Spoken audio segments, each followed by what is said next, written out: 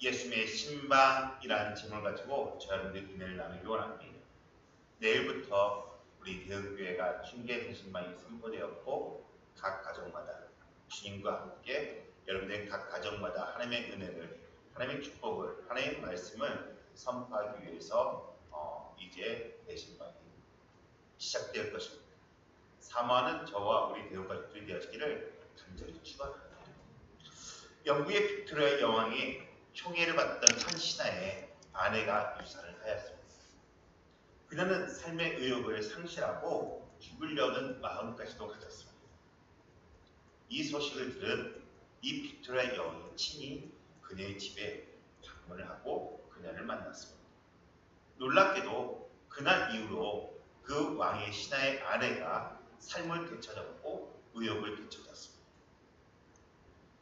그래서 그의 남편이 도대체 여왕이 와서 무슨 말을 했기에 당신이 이렇게 변했습니까? 라고 묻자 여왕은 아무 말도 하지 않았습니다. 제 손을 잡고 딱 한마디 했습니다. 당신의 마음이 어떤지 내가 너무나 잘 압니다. 그 말을 딱 듣는 순간 얼마 전 여왕이 자기와 같이 유산했다는 사실을 깨닫게 되었습니다. 그리고 그것이 그 여왕이 그곳까지 나 같은 여인을 찾아온 이유임을 깨닫게 되었습니다.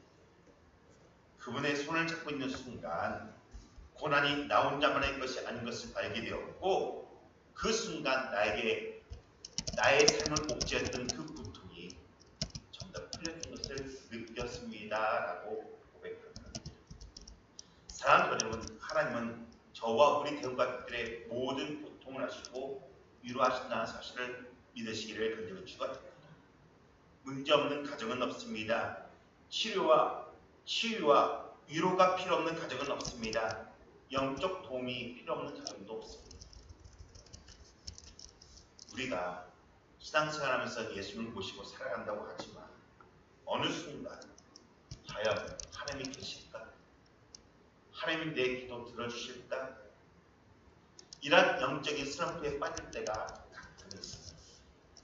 저도 가끔 성경을 보면서 나도 저 성경 인물처럼 정말로 믿음이 좋은 굳건한 능력 있는 사람이었으며 그런 모습을 보였으면 좋겠다라고 생각할 때가 가끔 있습니다. 그런데 그들도 시험과 낙담에 빠졌다는 사실. 다윗도 주님께 범죄하여 주님 나에게서 성령을 떠나가지 마옵소서라고 하나님께 고백했던 적이 있고요. 모세도 혈기 때문에 인생 40년을 광야에서 지낸 적도 있고 요시야는 자기의 교만으로 인해서 문둥병에 걸려 광야에서 생활했던 적도 있습니다. 오늘 본문도 베드로와 제자들이 주님을 부인하고 뿔뿔이 흩어진 이런 상황 가운데서 예수님의 신방을 받고 회복하고 일어난다는 사실. 오늘 본문 20장 1절 말씀 우리 보기 원합니다. 그 후에 예수께서 디베랴 호수에서 또 제자들에게 자기를 나타내셨으니 나타나는 일은 이러하니라. 여기에서 예수님께서 신방을 하시면서 자기를 나타내셨는데 두 가지 단어가 있습니다. 그 후에, 그 다음에 또라는 겁니다. 여러분들 그 후라는 것은 무엇입니까? 그 후가 있으면 그 전이 있을 것인데 그 전 일은 몇 장에 있습니까? 20장에 나타나는 일입니다. 그리고 그 후라는 것은 또라는 것은 21장에 나타난 일들을 말합니다. 즉 예수님께서 20장에도 나타나셨고 21장에도 친히 찾아가셔서 신방하셨다는 얘기입니다. 그러면 예수님께서 부활하신 후 신방한 사건들이 몇 가지가 나타나는데요. 첫 번째로 누구에게 나타나셨냐? 막달라 마리아에게 나타나셨어요. 마리아는요 예수님의 부활을 기대조차 하지 않았습니다. 그래서 예수님께서 십자가에 못 박혀 돌아가신 후 무덤에 있는 것을 알고 나서 예수님의 시체에 향유라도 발라드리겠다는 마음으로 무덤을 찾아갑니다. 그런데 가보니 예수님의 시체가 없는 거예요. 예수님의 십자가 누군가 가져간 걸로 오해해서 무덤가에서 절망하며 울고 있을 때 그때 누가 신방하셨습니까? 예수님께서 마리아를 신방하셨습니다. 예수님께 찾아오시자 절망의 밤, 탄식의 밤이 환희의 밤으로 바뀌어지는 모습을 보게 되었습니다. 사랑하는 여러분, 예수님의 신방은요, 슬픔의 눈물을 기쁨으로 바꾸신다는 사실을 믿으시기를 간절히 축원합니다. 저와 여러분들이 울고 있는 그 자리에, 절망하는 그 자리에 예수님께서 찾아가셔서 다시 한번 여러분들 일으켜 세우시고 소망을 주신다는 사실을 믿고 이 신방을 사모하는 저와 우리 대원가족들이 되어지기를 간절히 축원합니다. 두 번째로 제 아들이 두려움에 떨고 있는 그 다락방에 예수님께서 찾아오십니다. 소문에 의하면 예수님이 십자가에 못 박혀 돌아가십니다. 예수님의 제 아들이 다 체포될 거라는 소문이 돌기 시작합니다. 그 이유가 무엇입니까? 예수님의 시체를 훔쳐갔기 때문에 모두 다 잡아서 그들을 감옥에 감옥에 데리고 갈 거라는 그러한 누명을 씌워버렸습니다. 그런 두려움이 있는 제 아들에게 있는 다락방에 예수님께서 나타나십니다. 그리고 뭐라 말씀하십니까? 너희들에게 평강이 있을지어다. 두려움에 떨고 있는 제 아들 가운데, 죄책감에 시달려 있는 제 아들 가운데 예수님께 찾아오셔서 그 제 아들의 두려움, 공포, 죄책감, 불안을 몰아내 주셨습니다. 사랑하는 분들 여러분, 예수님은요, 우리 혼자, 여러분 혼자 이 세상 한복판에 두려워 떨지 않도록 주님께서 찾아오셔서 우리를 위로해 주시고 우리에게 평안을 주신다는 사실을 믿는 저와 우리 대원가족들이 되어지기를 간절히 축원합니다. 세 번째로 오늘 본문에서 예수님은 또 찾아오십니다. 갈릴리 바다에서 그물질하고 있는 베드로와 제 아들에게 찾아오십니다. 베드로가요, 밤새도록 그물을 던지고 던졌지만 아무것도 잡지 못했습니다. 한 마리도 잡지 못한 그날 밤 주님께서 찾아오십니다. 절망의 나라에서 울고 있을 때, 집안에 갇혀 꼼짝 못하고 불안에 떨고 있을 때, 삶의 현장에서 빈금을 들고 낙심하고 있을 때 우리 예수님은 그 제 아들을 신방하셨습니다. 사랑하는 여러분, 예수님은 언제 어디서든지 당신의 사랑하는 제 아들을 찾아오신다는 사실을 믿으시기를 간절히 축원합니다. 여러분들, 풍랑이는 그 갈릴리 바다에서 고생하고 있는 제 아들에게도 예수님께서 무리를 걸어 그 제 아들에게 찾아왔다는 사실을 믿으시기를 간절히 축원합니다. 그렇습니다. 예수님이 찾아주시면 절망이 환희로 바뀝니다. 불안이 평안으로 바뀝니다. 실패가 성공으로. 우리 기독교는요, 하나님이 찾아오시는 정도입니다. 복을 주시기에 찾아온다는 사실입니다. 신방사역은 하나님이 아픔을 겪는 인간에게 찾아오시는 고귀한 방문입니다. 교회 신방사역이란 예수님으로부터 유임받은 담임 목사나 교역자, 부역장들이 성도를 방문하는 일을 말합니다. 교회 사역자들이 하나님의 백성을 돌보는 사역을 신방이라고 말합니다. 하나님께서 하나님의 사역자들에게 이 귀한 사역을 유임해 주시고 거룩한 신방의 사역을 나눠주십니다. 오늘 주님께서 세 번째 신방을 하셨습니다. 오늘 3절 말씀 우리 같이 볼까요? 우리 같이 읽겠습니다. 시몬 베드로가 나는 물고기를 잡으러 가겠노라 하니 그들이 우리도 함께 가겠다 하고 나아가서 배에 올랐으나 그날 밤에 아무것도 잡지 못하였더니. 오늘 시몬 베드로가 물고기를 잡으러 가겠다고 말하자 그의 동료 7명의 제 아들이 함께 나섭니다. 예수님과 제 아들이 함께 있을 때는요, 의식주를 비롯한 모든 문제들을 누가 해결해 주셨습니까? 예수님이 직접 해결해 주셨습니다. 그런데 지금 이 시간 예수님이 부활하셨다고 하지만 예수님이 함께 계시지 아니하는 이 상황 가운데서 제 아들에게 닥친 가장 현실적인 문제는 무엇이었을까요? 그들의 먹고 마시는 문제였습니다. 그것이 짐이 되었던 맏형 베드로는 그가 앞장서서 내가 이제 과거에 갈릴 바다에서 배에서 물고기를 잡아서 생활했으니 내가 물고기를 잡아서 너희를 먹여 살리만 하고 오늘 갈릴 바다로 떠났습니다. 그런데 유감스럽게도 그 배 한 마리도 잡지 못했어요. 오늘 3절 마지막에 뭐라 말합니까? 그날 밤에 아무것도 잡지 못하였다. 여러분들 이 말 무슨 말인지 아십니까? 여러분들 제자로서 실패하여 두려움에 떨고 있습니다. 그래서 세상에서 뭔가 해보려고 했지만 세상에서도 실패한 자, 좌절과 절망이 엄습해 왔을 것입니다. 피곤에 피곤이 더해졌을 것입니다. 그날 밤에 아무것도 잡지 못해요. 예수 없이 살아가는 인생의 슬픈 고백일 수도 있습니다. 또 하나, 내 잘못으로 빈 그물을 들고 갈릴리 바다에서 헤매고 있구나. 누구를 원망합니까? 하나님으로. 교회를 원망합니다. 불평합니다.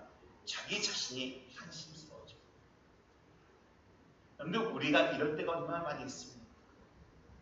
놀랍게도 이때 신방을 통하여 하나님의 백성들이 같이 하나님께 예배드리고 하나님을 발견하는 것, 이것이 신방입니다.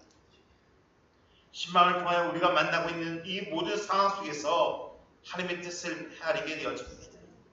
실패의 자리, 낙담의 자리, 좌절의 자리에서 우리가 하나님의 사람들을 만나서 우리의 시선을 하나님께 돌리며 또한 하나님께 향하게 하는 것이 우리의 신방의 목적입니다. 그럴 때 하나님의 은혜를 경험하게 되는 것입니다. 로마서 1장 11절 12절 말씀 우리 같이 볼까요? 시작! 내가 너희 보기를 간절히 원하는 것은 어떤 신령한 은사를 너에게 나누어주어 너희를 견고하게 하려 함이니 이는 곧 내가 너희 가운데서 너희와 나의 믿음으로 말미암아 피차 안위함을 얻으려 합니다. 오늘 사도 바울 목사님이 이렇게 말합니다. 내가 너희를 방문하게 되면 너희들에게 하나님의 신령한 은사를 나눠줄 것이다. 그 일로 말미암아 너희들의 믿음이 굳건히 서게 될 것이고 너도 나도 하나님의 위로를 얻게 될 것이다 라는 말입니다. 오늘 여기에 나누어라고 말합니다. 어떤 신령한 은사를 너에게 나누어라고 말합니다. 이 나눈다는 것은 성령의 기름 부으심, 축복의 기름 부으심, 기도의 능력의 기름 부으심, 비전의 기름 부으심을 말하고 있습니다. 즉 목사님이 성도들이 함께 가정을 방문하여 믿음 생활을 승리할 수 있도록 성령의 기름 부으심을 나누는 것, 이것이 뭐라고요? 신방. 즉 신방이란 우리 배움가족들이, 우리 성도들이 세상에 살아가면서 상처가 나고 넘어지고 쓰러져 있을 때 또 오히려 하나님의 사역을 감당하다가 지쳐 있을 때 하나님께서 찾아가 주셔서 위로하고 또한 세워주고 또한 하나님의 역사를 보여주는 것, 이것이 신방입니다. 또한 하나님의 나라를 위해 열심히 일하는 자들에게 축복해 주는 것이 신방 사역입니다. 사역은 많은 사람들이 신방을 꺼려하고 있습니다. 왜요? 그 집 살림을 보여준다고 생각해요. 아니요. 주님의 말씀을 위로하고 신령한 은사를 나눠주기에 방문한다는 사실을 깨닫는 저와 우리 대원가족들이 되어지기를 간절히 축원합니다. 그렇다면 예수님이 찾아간 신방의 목적은 무엇일까요? 첫 번째는요, 주님은 우리를 아직도 사랑하신다는 사실. 사진 한 장 보여줄까요? 어떤 분이 있었습니다. 이분은 자신의 어머니 그리고 세 형제가 급사당하는 모습을 지켜보고 있었어요. 또한 6.25 때 아버지와 자기의 동생 둘을 공산당에게 학살당하는 모습을 직접 보게 했어요. 그는 젊은 시절에 가족의 비참한 처유를 경험했던 너무나 불쌍한 사람이에요. 그 뒤로 고등학교 교감을 했던 자기 동생이 어린 자식을 4명을 남겨놓고 간암으로 죽었어요. 그러면서 자기 자식을 이 형에게 위탁합니다. 얼마 후에 자기 딸이 위암으로 죽었는데 두 딸은 이 아버지에게 부탁한다고 해서 한자로 초청했어요. 안타까운 일을 겪습니다. 그래서 그의 집은 죽는 사람들이 남겨준, 유가족들이 남겨준 자식으로 인해서 보아원 같은 삶을 살아야 했어요. 어느 것 하나 상한 것 없는 너무나 비참한 현실입니다. 누구라도 이런 상황이 되면 삶을 포기할 수도 있었습니다. 그러나 그는 삶을 포기하지 않고 오히려 하나님의 은혜를 받으며 믿음으로 포기하지 않고 한 걸음 한 걸음 십자가를 향해 나아가. 그가 이렇게 고백합니다. 나는 정신 착란 증세에 빠진 것처럼 현기증이 심하고 내 마음은 슬픈 뿐이고 미래는 안개처럼 불안하고 불확실합니다. 그러나 요한복음 14장 18절처럼 내가 너희를 그와 같이 버려두지 아니하고 너에게 오리라는 말씀을 붙잡고 나는 이렇게 아침마다 외칩니다. 나는 주님만 바라볼 것이다. 나는 주님을 호흡하며 살 것이다. 주님께 주시는 깊은 위로와 감사와 찬송과 평안으로 살 것이다. 그것은 내게서 나온 것이 아니라 오직 성령의 은혜로 내게 주시는 것이다. 이분이 누구십니까? 한국 대학생 성교회 CC 총재 김중곤 목사님. 주님은요, 요한복음 14장 18절에 이렇게 말합니다.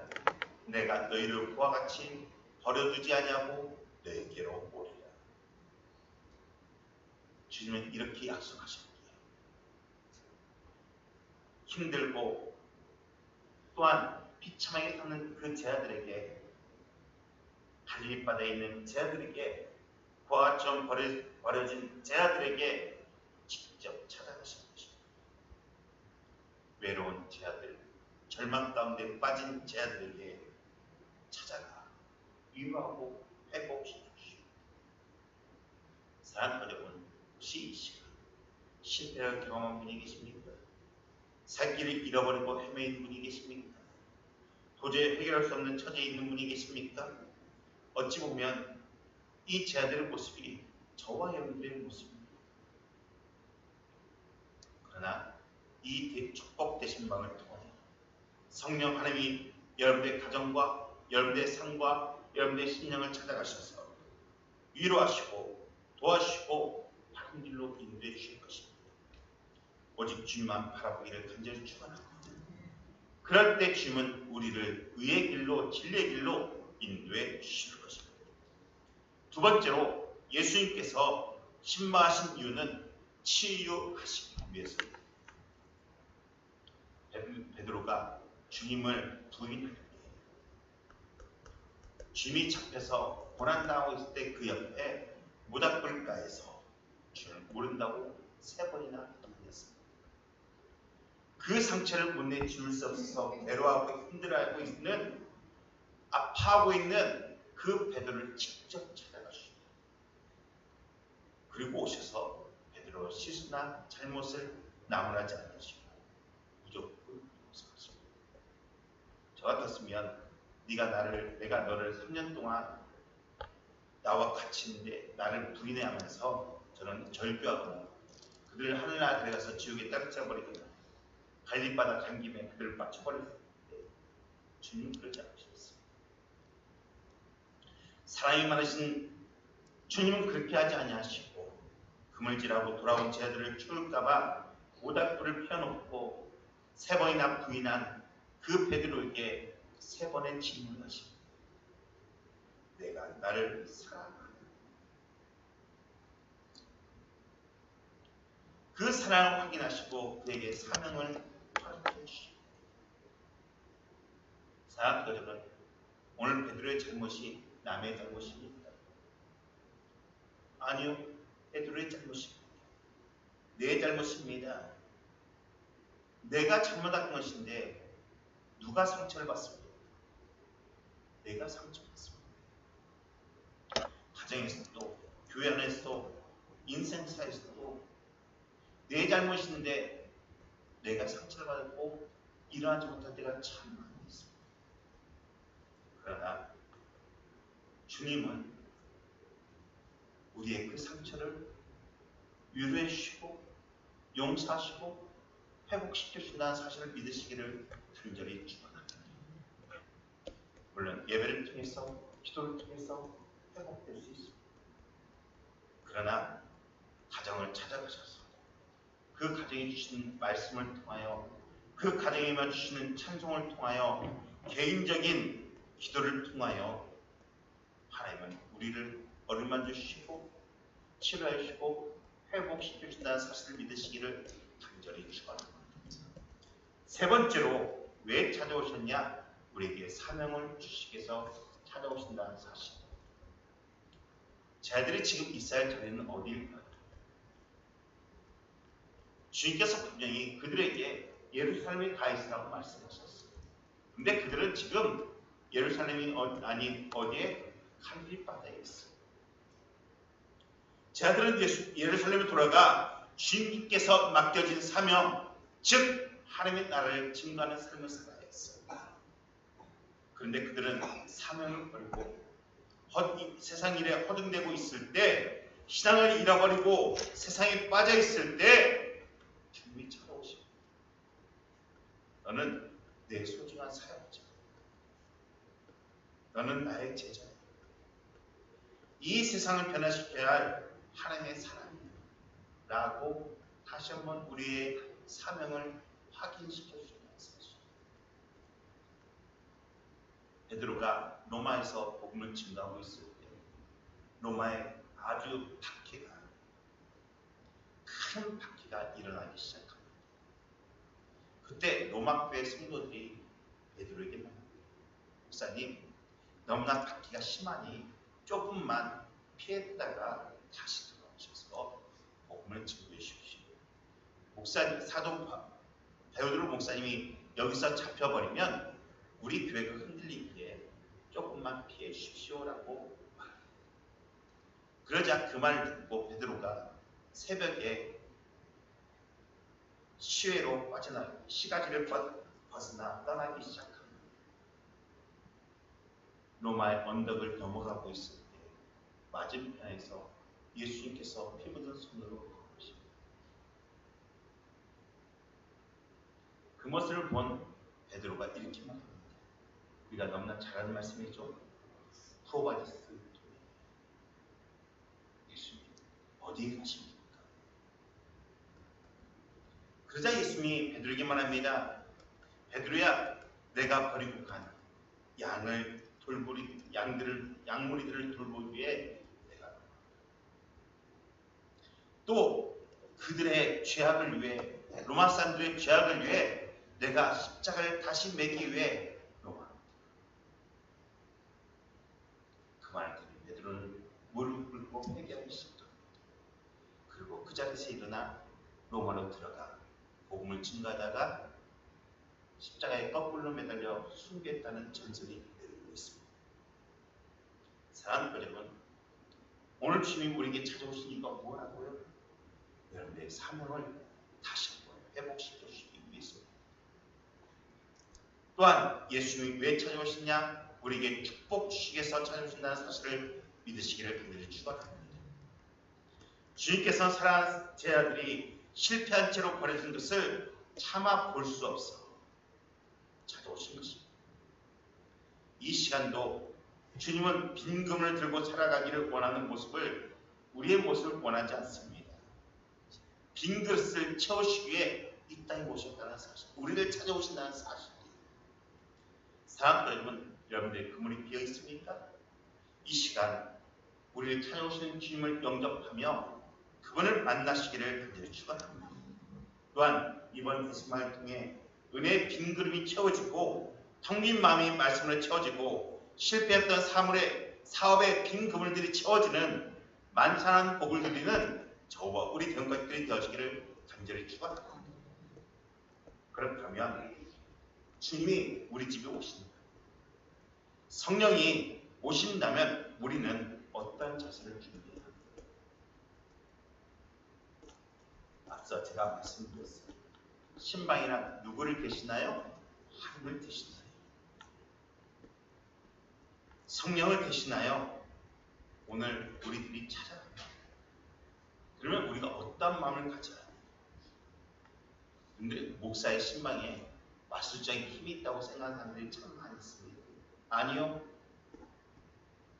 목사의 힘이 아니라 내가 얼마나 사모하는 그 하나님의 능력을 얼마나 사모하냐에 따라서 얼마나 준비하냐에 따라서 많은 것이 달라질 수 있습니다. 사랑하는 여러분, 저는 원하건대 우리 대원가족들이 주님의 은혜를 사모하기를 간절히 축원합니다. 특별히 신방 많은 가정에서 베드로가 고넬료가 하나님 말씀을 사모했던 것처럼 저는 그 고넬료의 그 마음이 저와 여러분들이 임하기를 간절히 축원합니다. 고넬료는요, 베드로 사도의 신방을 받을 때 일가와 가까운 친척들을 모아 베드로를 기다리고 있었습니다. 여러분들, 베드로가 고넬료 집을 그냥 간 게 아니에요. 고넬료가 베드로에게 직접 사람을 보내서 베드로의 목사님을 초청하여 드린 신방 예배. 그는 신방을 받기 위해 몇 가지 준비를 했습니다. 자기의 많은 부하 가운데 가장 경건한 두 사람을 모아서 먼저 예의 바르게 베드로의 목사님에게 찾아가 초청하도록 초청장을 보내줬습니다. 또한 그의 친척과 가까운 친구들을 모여 초청하여서 하나님 말씀을 들을 수 있도록 분위기를 만들어냈습니다. 베드로 목사님이 그의 집에 왔을 때 그는 최고의 예의를 갖춰 활동했습니다. 하나님이 주시는 모든 말씀을 듣고 순종할 준비가 되어 있다고 그는 고백하고 있습니다. 이런 가정에 베드로가 하나님이 주시는 말씀을 전파했을 때 성경은요, 그 집에 성령이 충만했더라고 고백하고 있습니다. 그곳에 모인 사람들이 구원의 확신을 받게 되었고 그날 모두 다 침례를 받았습니다. 여러분들, 이 사건은 고넬료가 교회 안에 들어온 첫 이방인이 되는 최초의 이방인이 되는 놀라운 사건이고 또한 이방인에게 최초로 침례를 주는 사건이 되었습니다. 예전에 부산에 있을 때 일입니다. 대신방을 받겠다고 지저분한 곳에 페인트를 칠하다가 그 페인트를 엎었어서 머리부터 발끝까지 엎었어서 이 페인트 칠한 채로 신방을 받은 가정을 저는 아직도 기억하고 있습니다. 한 어르신이 사골국을 끓여놓고 목사님 대접한다고 끓이다가 깜빡 잊어서 사골국을 틀어버렸습니다. 그 집에 들어갔더니 사골 틈내로 가득 차 있어서 죄송해서 어쩔 줄 몰라는 그 집사님의 얼굴을 저는 아직도 기억하고 있습니다. 많은 성도들이 그만큼 신방을 귀하게 여기고 사모하는데 지금은 시대가 많이 변해서 그런 간절함이 많이 약해졌습니다. 누군가 자신의 집을 방문한 것을 극도로 꺼리고 할 수만 있으면 자신들이 사는 집을 공개하고 싶지 않은 성도들이 참 많겠습니다. 그러나 신방을 받을 때 어떤 역사가 있냐? 우리 6절 말씀을 같이 읽기 원합니다. 시작. 이르시되 그물을 내 오른편에 던지라. 그리하면 잡으리라 하시니 이에 던졌더니 물고기가 많아 그물을 들 수 없더라. 그물을 배 오른편에 던지라 라고 말합니다. 여러분들, 오른편이 무엇입니까? 성경의 많은 곳에 오른편은 구원의 편, 하나님의 편, 능력의 편, 응답의 편, 축복의 편을 말하고 있습니다. 왼편은요, 세상 편을 말하고 있습니다. 제 아들이 갈릴바도로 나은 것은 세상으로 나은 겁니다. 주님을 등진 겁니다. 그런데 오른편을 던지라는 말은 내 인생을 주님께 던지라는 겁니다. 사랑하는 성도 여러분, 주님이 여러분들의 가정에 선포하는 말씀을 아멘으로 순종하는 저와 우리 대원가족들이 되어지기를 간절히 축원합니다. 절망이나 좌절로 낭만할 것이 아니라 하나님을 향하여 원망할 것이 아니라 하나님께로 돌아올 시간이라는 것을 깨닫는 귀한 대신방이 되어지기를 간절히 축원합니다. 주님으로 돌아온 순종. 이 순종이 어떤 역사를 일으키냐? 그물을 배 오른편에 던지라, 그리하면 얻으리라, 그리하면 잡으리라 하시니 이에 던졌더니 시작, 물고기가 많아 그물을 들 수 없다. 사랑하는 여러분, 예수님의 신망이 무엇라고요? 어떤 역사를 일으켰다고요? 배 그물을 오른편에 던지라, 그리하면 잡으리라 했더니 시작, 이에 던졌더니. 뭐라고요? 이에 던졌더니. 이에 던졌다는 게 무엇입니까? 순종했다. 순종하지 않았다면 어떻게 되었을까요? 오늘 순종했더니 엄청난 고기를 잡았습니다. 그 엄청난 고기가 많아 그물을 들 수 없었다. 11절 말씀 볼까요? 시몬 베드로가 육지에 올라가서 그물을 육지에 끌어올리니 시작, 가득히 찬 큰 물고기가 153마리라. 여러분들, 가득히 찬 큰 물고기가 153마리라. 만선의 축복 153마리를. 이게 무슨 의미가 있을까요? 여러분들 153마리 아무것도 아니겠죠. 여러분들 지금부터 2000년 전의 일입니다. 그때 큰 배가 있었을까요? 아니요, 조그마한 나룻배입니다. 그 당시에 기록적인 숫자입니다. 사랑하는 여러분, 한 번도 경험해보지 못한 기록적인 은혜와 기적과 축복이 이번 대신방을 통하여 우리 대원가족 삶 가운데 임하기를 간절히 축원합니다. 하나님이 주시는 축복이 여기서 머물지 않았습니다. 여러분들, 가득히 찬 물고기가 몇 마리라고요? 153마리라고요. 여러분들, 이것보다 더 놀라운 게 있어요.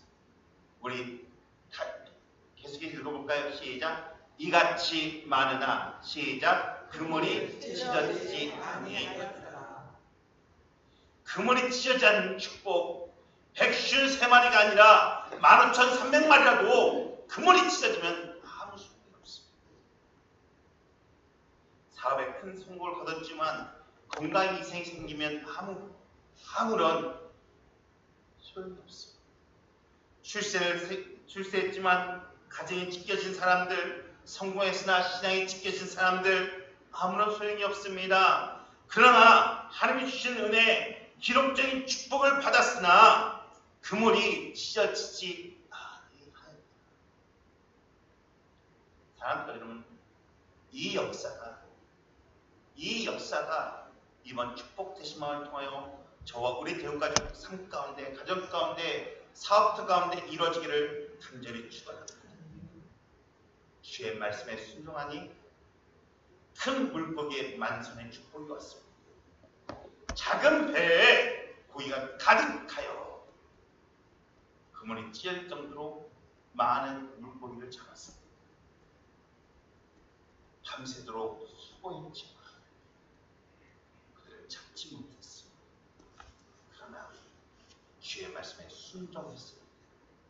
만선의 축복, 153마리에 찢어지지 않는 놀라운 기적을 지었습니다. 요즘 맛집을 찾아다니는 미식 여행이 유행입니다. 언젠가 제가 저희 가정이 강릉을 한번 가본 적이 있습니다. 인터넷에서 맛집을 검색해서 가봤는데 줄이 서 있는데 길게 서 있는 거예요. 그래서 그 끝을 찾아갔더니 골목을 돌아서 두 바퀴를 도는 거예요. 아니 도대체 얼마나 맛있기에 이렇게 줄이 서 있나 해서 물어봤어요. 몇 시간 동안 서 있어야 합니까? 2시간이라고. 저는 아무리 맛있어도 30분 이상 걷기를 했거든요. 그러면서 그냥 포기하고 나왔어요. 제가 가만히 생각해 봤어요. 도대체 저 사람들이 무엇 때문에 이렇게 하면서 음식을 먹으려 하는 것일까? 그런데요, 그 사람들 가운데 대부분들은요, 이 음식을 먹기 위해서 기다리면서 가슴 뛰는 그런 경험을 하고 있는 거예요. 여러분들, 정말 맛있는 음식을 먹기 위해서 2시간만 기다리냐? 아니요, 그렇지 않아요. 오픈런이라고요. 아침 일찍 새벽 4시, 5시부터 가서 10시에 였는데 그렇게 기다리는 사람들도 있어요. 여러분들, 하루 종일 기다리는 사람도 있어요. 그 사람들이 그냥 기다릴까요? 아니에요.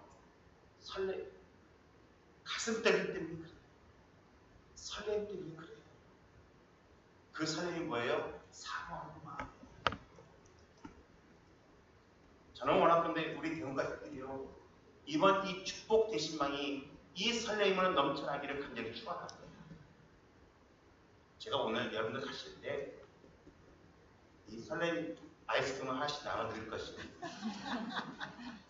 물론 추운 겨울 아이스크림 먹는 것도 힘드시겠지만 그 힘든 것이 아니라 이것을 드시면서 이 대신망의 설렘으로 가득 차기를 간절히 축원합니다. 2024년 이 축복 대신망을 받는 가정들입니다. 주님 직접 찾아가셔서 우리 대원가족의 삶들이 주의 말씀에 순종하여 지금까지 경험하지 못한 기록적인 은혜, 기록적인 축복, 기록적인 기적을, 만천의 축복을 153마리의 놀라운 은혜가 찢어지지 않는 축복이 여러분 삶 가운데 임하기를 간절히 축원합니다. 기도하시겠습니다.